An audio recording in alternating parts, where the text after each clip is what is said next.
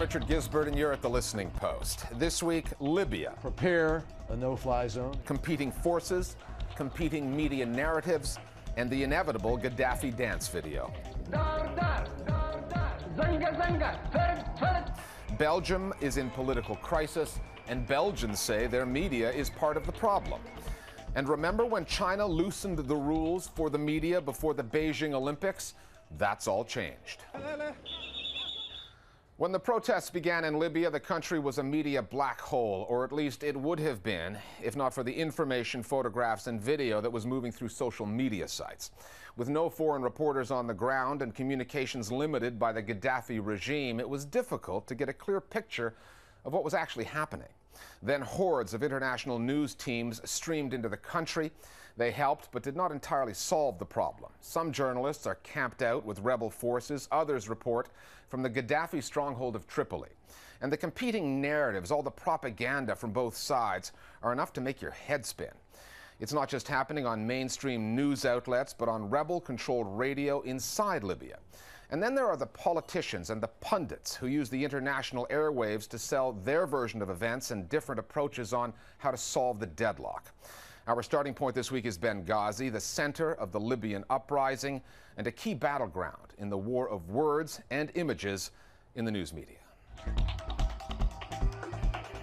What is your level of experience of fighting? There are many foreign journalists on the ground, and I would say really you find them from all over. Gaddafi told Turkey's TRT channel that the West only wanted to take action so it could seize control of Libyan oil. You have the Libyan government inviting in news organizations and trying to orchestrate coverage. In the center of the city, there is a media center producing material in support of the revolution. It's not just one medium, it's not just the internet, it's not just Facebook, it's all of them working in conjunction with each other. Media working in conjunction, but not on the same page. Muammar Gaddafi using his government-run channel to call Al Jazeera a stray dog. Russia's state-owned news network accusing the U.S. media of warmongering. The mainstream media, a lot of the cable networks sort of beating the drum, laying the groundwork, making the case. And then there's the media war within the country. During Gaddafi's regime, there was no free press or media. With the rebels taking on Gaddafi-controlled media outlets with their own makeshift radio station in Benghazi. Well, when it comes to radio, they actually took over whatever was left by the state-controlled media and took their equipment and quickly set up in a small room and started broadcasting from there. We've seen this before with equipment that we presume has been found or liberated, for want of a better word, from government or military sources. And if there's a technician who knows what he or she is doing, it's very quickly relatively easy to get back on air. Now they're using it mainly to spread out two messages: to keep law and order in the cities. They also use it for their own communication with the rebels, to give them information about what's happening in different parts of the country. However, in the same way that one person's terrorist is another's freedom fighter, what some consider information, others call propaganda, be it on Libyan state-run TV or the new rebel-held radio stations. Media, they're kind of like a political weapon or a political tool. You're trying to shape a debate, and so any opposition movement is going to try to find a fulcrum or a stage. So just as the Gaddafi regime may be inviting in foreign correspondents because it wants to project around the globe its point of view, so too would a rebel organization or an opposition group try to find ways of conveying to a global audience its own perspective, its point of view. Propaganda and the language of propaganda very quickly rises to the surface. And don't forget, you know, for a lot of people living in Libya, that kind of propaganda type broadcasting would appear to be completely natural to them because they've been immersed in it. Certainly as far as national media is concerned, it's the style. The Western media are another important front in the information war over Libya and the debate over whether the US, the UN, or NATO should intervene. And some prominent American newspapers have made their positions clear. Basically, they very much sound similar to each other. New York Times, Wall Street Journal, Washington Post, and they use language like, we have to do something America, NATO, the West has to intervene to stop Gaddafi from slaughtering its own people. If America wants to go to war, the U.S. media stand up front and center. I guess they call it patriotic. I call it betrayal. They absolutely wage a propaganda war supporting it. We've got to put pressure on Gaddafi. That government needs to go. In a war of words, terminology matters. The terror will be next to your door. And not just in Libya. In the West, those calling for a no-fly zone tend not to say that Libya is experiencing a civil war. They are more likely to call it an uprising, a revolution, or better yet, a humanitarian disaster in the making. Words shape meaning, whether we call it an uprising or whether we call it a civil war, in part shapes our understanding of an event, which secondly, though, calls for particular solutions. In other words, the framing process has to do not only with imposing meaning, but also suggesting solutions. And when a politician goes on television and uses one term or another, prepare a no-fly zone, what they're trying to do is really shape a debate towards a particular policy outcome. The other challenge for both news organizations and political leaders who rely, at least partially, on news coverage for their information is that the coverage of Libya is far from comprehensive and some way from comprehensible. Even Al Jazeera has admitted that a lot of what's going on, a lot of what you're reporting on your airwaves is unverified because there aren't reporters on the ground everywhere. So how do you make reports without corroborating evidence to prove it? That is not good journalism. In fact, it's worse than bad journalism because if it incites war, that will indeed kill a lot of people unjustifiably. But what is the alternative? The Libyan authorities have limited the international media's access to the story. Gaddafi, once invisible, is now prominent, having done several interviews with foreign outlets. David, here we are in Tripoli. But those interviewers cannot report freely. Those who are in Tripoli are under close monitoring of government minders constantly, and they have very little margin of maneuver, so we're really relying on what people tell us and on footage people do take and unpass to us. And you don't really know whether they're giving you the full story or not, and at the end of the day it comes down to the judgment of the journalists, either on the ground or whatever headquarters they're speaking to try to understand if this is truth or fiction. No one can honestly claim to know what the overall story in Libya really is, let alone where it's going.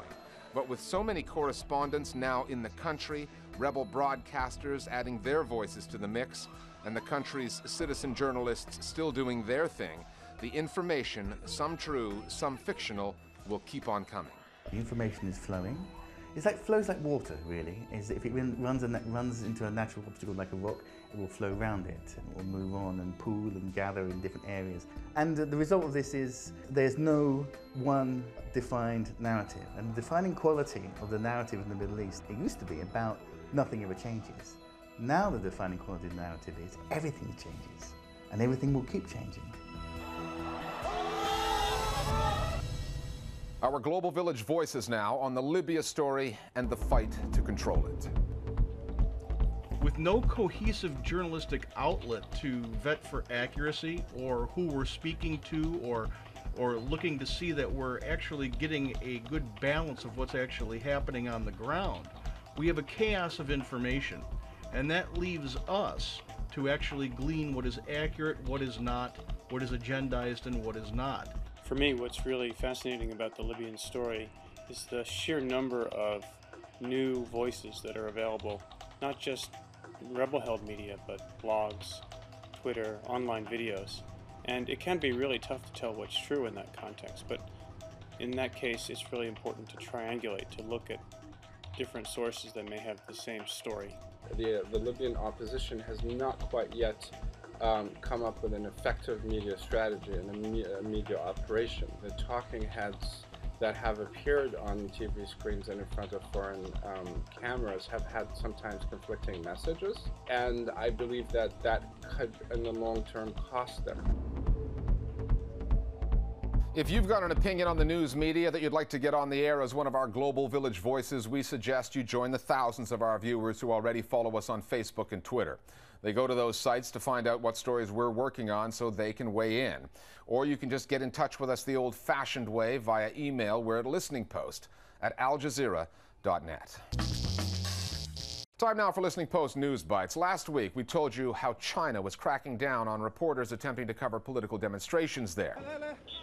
A preemptive attempt by Beijing to stop the Arab world's Jasmine Revolution from spreading to the Far East. Well, the Chinese authorities are now stepping up their efforts to rein in the media through a new set of rules for foreign correspondents, compelling them to get prior permission from the government before they can interview anyone in public. This amounts to at least a temporary reversal of China's much ballyhooed relaxation of media laws initiated prior to the 2008 Olympics. According to the New York Times, David Bandersky of the China Media Project at the University of Hong Kong says they, the Chinese, have gone into control mode once again. What we are seeing now in the short term is China closing in on itself because it doesn't have another answer or response. Journalists in Turkey have been caught up in investigations into an alleged plot to overthrow the government there. A total of 7 journalists have been charged or jailed. Yalçın Küçük has been imprisoned along with 4 other reporters with the website Oda TV, charged with belonging to a terrorist group. That followed the arrests of 2 of Turkey's best-known investigative correspondents, Nedim Şener and Ahmet Şık, on similar allegations. The government says all of the cases are related to what is known in Turkey as the Ergenekon plot, which the government alleges aimed to overthrow the Islamist Prime Minister Tayyip Erdogan. Not everyone's buying that, however. Human Rights Watch says the arrests are having a chilling effect on free speech there. And the media watchdog group, Reporters Without Borders, says we are stunned by the insistence on persecuting these journalists.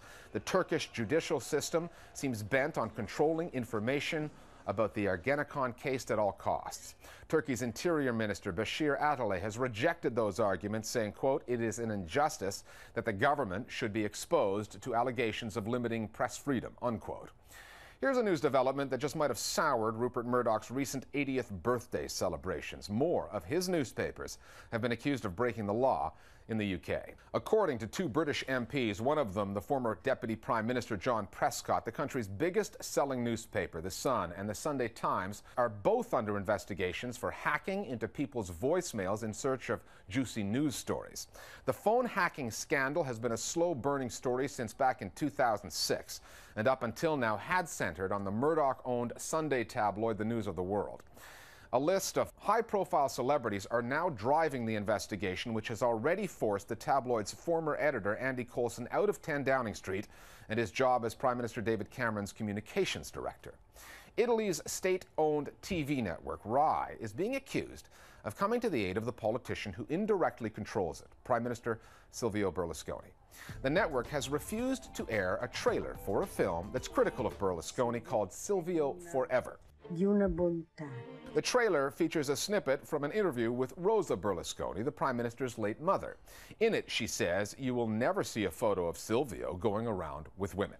Berlusconi has been dogged by allegations of sleeping with prostitutes and will go on trial next month for underage prostitution involving a 17-year-old belly dancer. In justifying its decision to pull the trailer, RAI said it includes the statement of a deceased person, twisting the images and the words to satirical ends, and that it risks offending the memory of the deceased. Opposition Member of Parliament Massimo Donati called the ban on the trailer the latest illiberal decision of a servile management at RAI. Last year, the world watched as Iraq's fledgling democracy went through 289 days of political paralysis before its squabbling factions managed to form a coalition government. Now there's another country, considerably more peaceful, that's threatening to go even longer without a government. That country is Belgium. If Belgian politicians fail to get their act together by the end of this month, they'll have gone without a government longer than Iraq did. At the heart of Belgium's problems is an ethnic divide. The north is mostly populated by Dutch-speaking Flemish Belgians, and the majority in the south are French speakers known as Wallonians. And the Belgian media reflect that divide and in some cases exacerbate it. The Listening Post's Caroline Baudin now on the standoff in Brussels and the media that many Belgians blame for being part of the problem. In most countries, demonstrators sometimes take to the streets to protest against their government. In Belgium, they protest because they don't have one. On January 23rd, 40,000 Belgians put on an unusual show of ethnic solidarity. Protesters from both the north and south of the country marching in Brussels against the Flemish and Walloon politicians who cannot agree on who should run the country and how. The success of the demonstrations surprised the media. They hadn't realized how worried Belgians were. Once the media understood what was happening, they relayed the information. I was there, and you really felt that it was a Belgium demonstration. Everyone was saying Belgium is something more than only this fight between the two communities. Belgium's Franco-Flemish divide has long defined its society and politics. The country's civil service is split along linguistic lines. No media outlet is truly national. Radio, television and newspapers are all either in one language or the other. In Belgium, we have media representing two different communities. It's a well-known fact that all over the world, people watch media essentially in their own language. The media situation in Belgium is just a reflection of the political situation. Belgian media doesn't exist. There is the Flemish media and there is the Francophone media. There is not such thing as Belgian media. One broadcast that got the attention of all Belgians was made late in 2006. Excusez-nous pour cette interruption, événement exceptionnel. The French-language state TV channel RTBF aired a hoax news program using real journalists that reported the Flemish part of the country was seceding and the country was breaking up. The broadcast caused temporary confusion and concern, as well as lasting controversy. We had mails, phone, people panicking. My mother blank in the armchair saying, not possible. Everybody in the Francophone Belgium did believe it during 15 minutes, 20 minutes. RTBF said it produced the hoax to draw attention to the worsening political situation. RTBF shares a building in Brussels with the Flemish language state channel VRT, but viewers wouldn't know it from their coverage. Last month, when a well-known former Flemish politician, Marie-Rose Morel, passed away, it was a major news event in the north and treated as such by VRT. But RTBF aired a report telling its French viewers that Morel's death was being exploited for political reasons. Marie-Rose Morel était une xénophobe pure et dure, anti-immigration et anti-francophone. RTBF was accused of incendiary journalism paid for by the taxpayer. This was rather disgusting. So I reacted quite emotional, feeling that it would cause a media storm on our side. I think I was right, because it was on Saturday evening, but the newspapers on Monday morning were quite ferocious on our side. I think that every journalist takes the viewpoint of the proper community, and that makes it harder to get to understand each other. The Dutch-speaking newspapers, they claimed that all the Walloon people had no respect for the death of a Flemish politician, which was a severe generalization, while at the same time the public broadcaster of the French-speaking community, they showed in their documentary about that funeral that they couldn't understand the position of the Flemish either. So it's a mixed feeling. The actual system in Belgium is destroying the country because it's not building bridges between the people from Flanders and Wallonia. Strange thing is the VRT and the RTBF are almost in the same building, but they don't work with each other. There are some trans-ethnic collaborations in print, but they are rare. The French newspaper La Libre Belgique has worked with Flemish De Morgan on a recent political series, and the French Le Soir first tried to settle its squabbles with the Flemish Standard with an experiment in partnership in 2007. Maybe in Belgium it begins with a fight. The Standard had written a piece. They say that we are fascists, racists, but we were very shocked, and we replied with a letter on the first page of Le Soir saying, why don't we collaborate in a very broad journalistic approach? The absence of a daily national news outlet serving both communities is just one of the issues Belgian consumers have with their media. I don't understand why there isn't one newspaper for the whole of Belgium, a paper in which we can read public opinions from the north and south. It would bring more clarity to the situation. I'm not happy with the way the media are covering this political crisis. There's a lot of sensationalism. They talk about it, but the focus is on scandal and the stories that grab people's attention. There has been another political broadcast, a recent one, that aired on both state channels, in French and Flemish. It was called Plan B. Al gebruiken sommigen daarvoor het codewoord Plan B. Like the hoax broadcast in 2006, it explored the potential consequences of the country breaking apart. Only this time, the producers weren't trying to fool viewers, they were trying to educate them. I think the documentary was a little breakthrough in how things work here. It doesn't change reality. That's my point of view. You asked if you could change this reality of two different public opinions and two media. No, I don't think. That is Belgium's reality. Two languages, two communities, a divide between those communities that neither politicians nor the media have managed to bridge. And still, no government. More Global Village Voices now on Belgium and its divided media.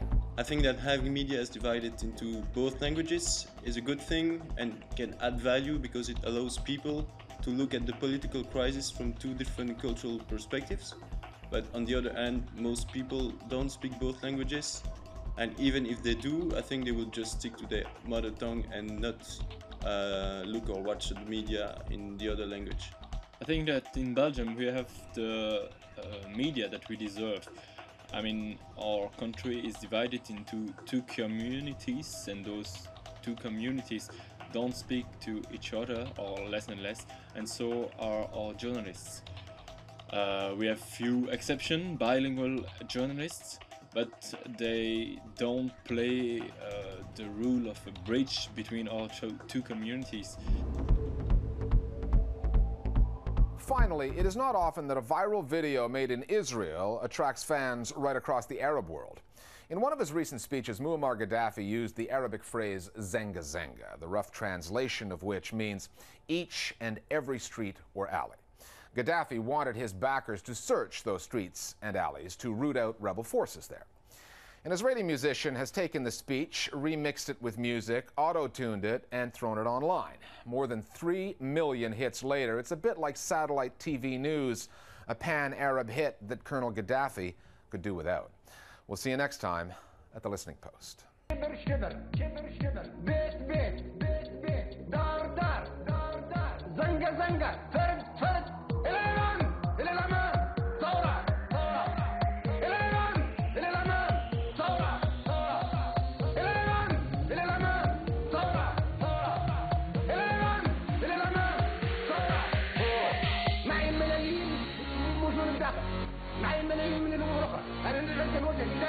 إلى كل ملايين الصحراء، من الصحراء إلى الصحراء هتزحف الملايين، الملايين تزحف، وما يقدر حد يوقفها. بسرعة بسرعة، معي الملايين من الداخل، معي الملايين من الأوروبا، أنا اللي بدي نوجه نداء إلى كل ملايين الصحراء، من الصحراء إلى الصحراء هتزحف الملايين، الملايين تزحف، وما يقدر حد يوقفها. بسرعة بسرعة، شبر شبر.